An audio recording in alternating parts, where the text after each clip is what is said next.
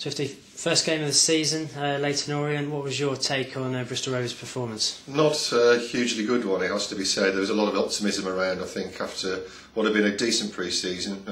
They played very well, Rovers, in that win over Liverpool in the final pre-season friendly. In fact, they probably played better in that game than they did on Saturday. They just looked a little bit disjointed, and in the end you'd probably say Orient just about deserved to win it, I think. We've kind of been overtaken by events. Lambert got back on target on Saturday, but he scored his first goal of the season on Saturday, and it could very well turn out to be his last goal for Bristol Rovers, because at the moment our understanding is he's having talks with Southampton, having a medical down there ahead of a move to Southampton for a fee in the region of about £1 million. Our understanding is it's 800,000 up front and the rest on appearances and goals.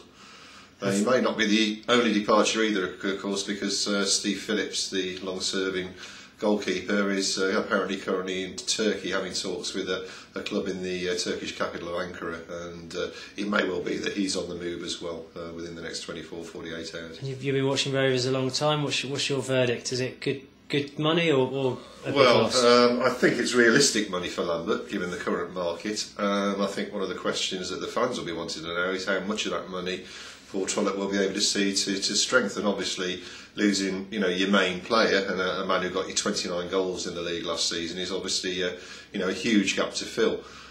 It may well be, my understanding is that rather than just looking for one player, Rovers actually may try and sign a couple with some of the money that's been generated by Lambert. But I expect Paul Trollope to only have a fraction of that £800,000 available to strengthen to begin with.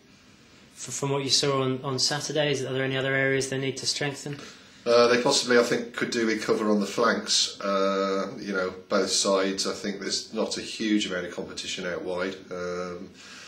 I think defensively, as long as Danny Coles stays fit and Steve Elliott, is back possibly by the weekend, they've probably got just about enough cover there. Although they do need to tighten things up from the way they played on Saturday. But I think they obviously need a striker now, and I would anticipate, because they've signed Rhys Evans as well, the goalkeeper, on an initial month-long contract with Phillips away. Rhys Evans will actually be in goal in the Carling Cup game against Aldershot, because Fraser Forster's not eligible. It remains to be seen. It all change at the moment. So all drama at the Memorial Stadium. There's plenty going on. After what has been a fairly quiet summer for them, they brought a couple of players in ahead of the goalkeeper, but obviously today there could be two big name departures, which would also free up a lot of money on the wage bill, because if they do go, because Rickie Lambert and Steve Phillips are both among the higher wage earners at the club. And you'll be bringing us all the news in the post? I will, as things develop. Excellent. Thanks very much. Okay.